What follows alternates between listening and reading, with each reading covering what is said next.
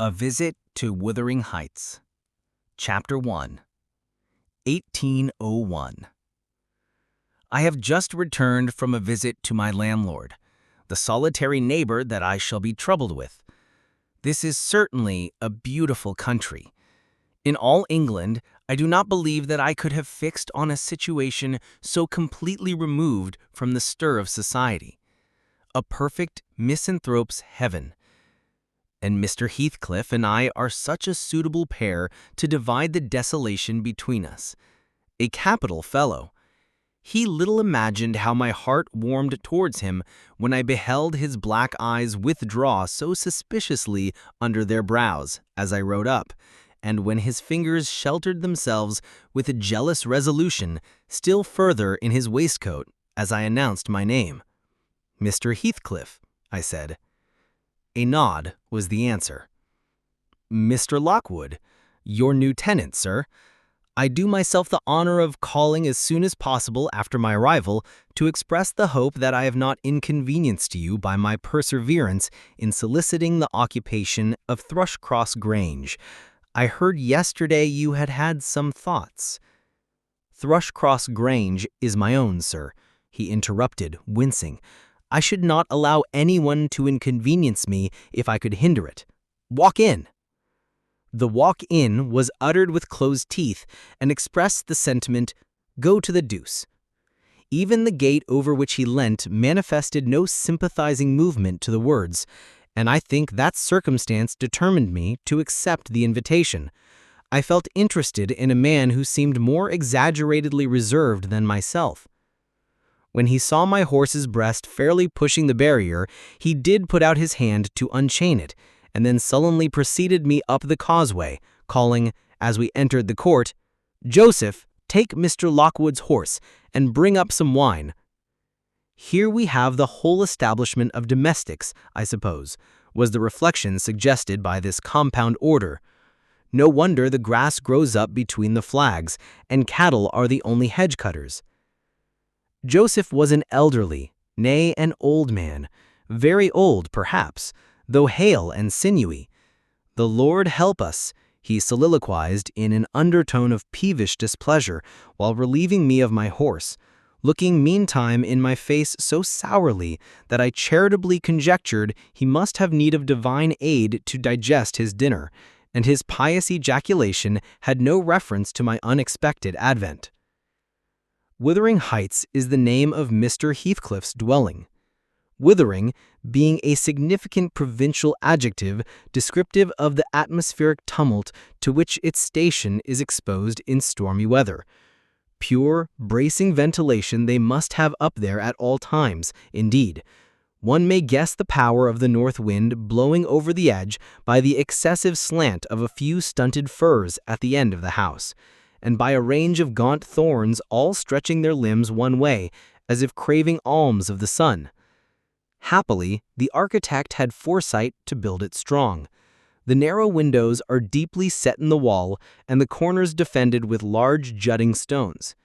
Before passing the threshold, I paused to admire a quantity of grotesque carving lavished over the front, and especially about the principal door, above which, among a wilderness of crumbling griffins and shameless little boys, I detected the date 1500 and the name Hareton Earnshaw.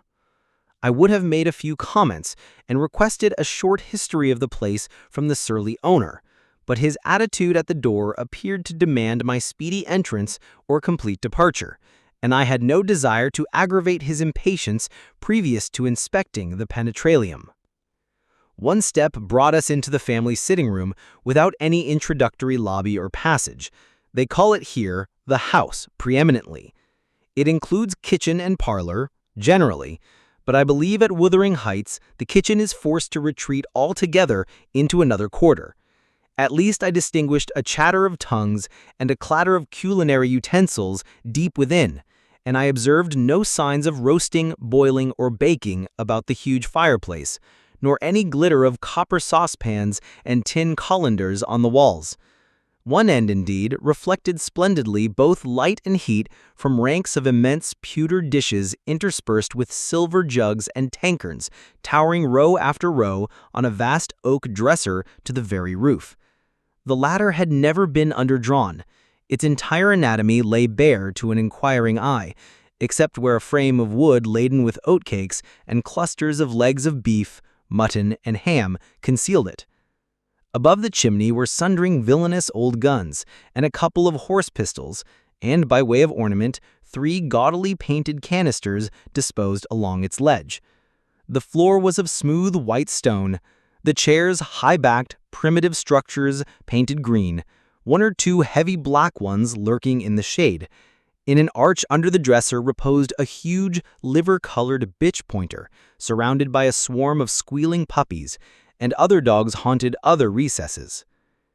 The apartment and furniture would have been nothing extraordinary as belonging to a homely northern farmer with a stubborn countenance and stalwart limbs set out to advantage in knee breeches and gaiters. Such an individual seated in his armchair, his mug of ale frothing on the round table before him, is to be seen in any circuit of 5 or 6 miles among these hills, if you go at the right time after dinner. But Mr. Heathcliff forms a singular contrast to his abode and style of living. He is a dark-skinned gypsy in aspect, in dress and manners a gentleman. That is, as much a gentleman as many a country squire, rather slovenly, perhaps, yet not looking amiss with his negligence, because he has an erect and handsome figure, and rather morose. Possibly some people might suspect him of a degree of underbred pride. I have a sympathetic chord within that tells me it is nothing of the sort. I know, by instinct, his reserve springs from an aversion to showy displays of feeling, to manifestations of mutual kindliness. He'll love and hate equally under cover, and esteem it a species of impertinence to be loved or hated again. No, I'm running on too fast. I bestow my own attributes over liberally on him. Mr. Heathcliff may have entirely dissimilar reasons for keeping his hand out of the way when he meets a would-be acquaintance, to those which actuate me. Let me hope my constitution is almost peculiar. My dear mother used to say I should never have a comfortable home, and only last summer I proved myself perfectly unworthy of one.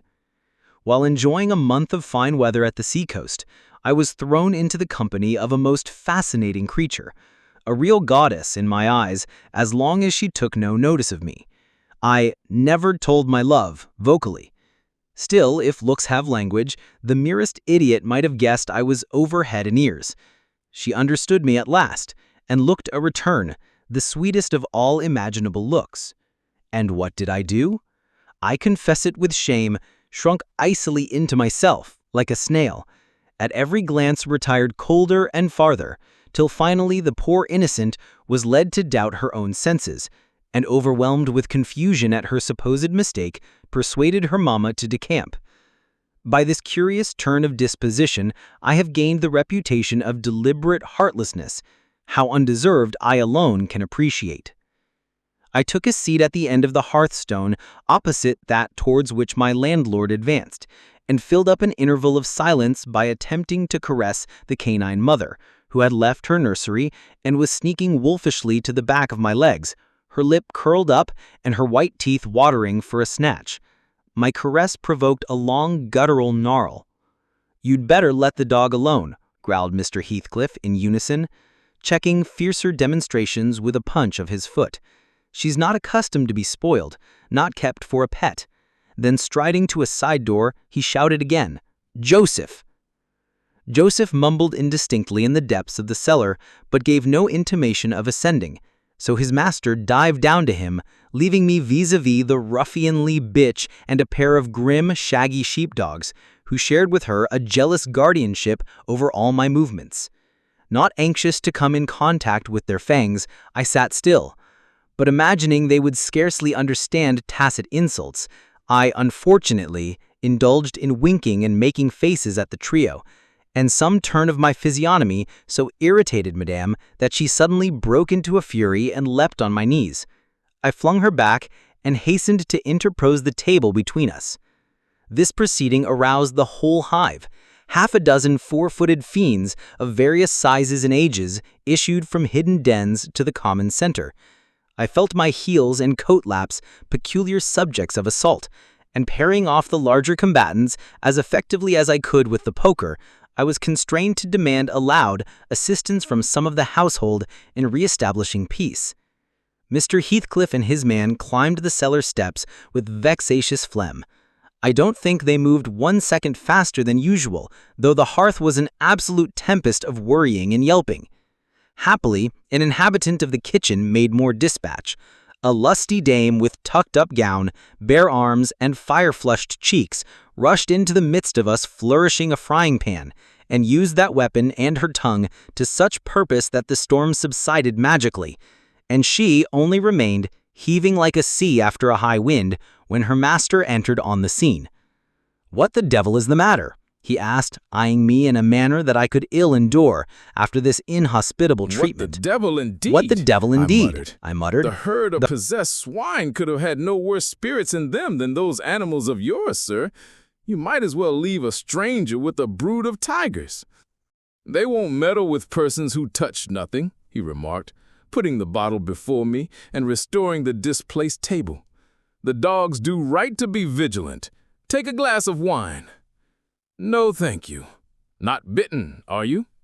"If I had been, I would have set my signet on the biter." Heathcliff's countenance relaxed into a grin. "Come, come," he said. "You are flurried, Mr. Lockwood. Here, take a little wine. Guests are so exceedingly rare in this house that I and my dogs, I am willing to own, hardly know how to receive them. Your health, sir."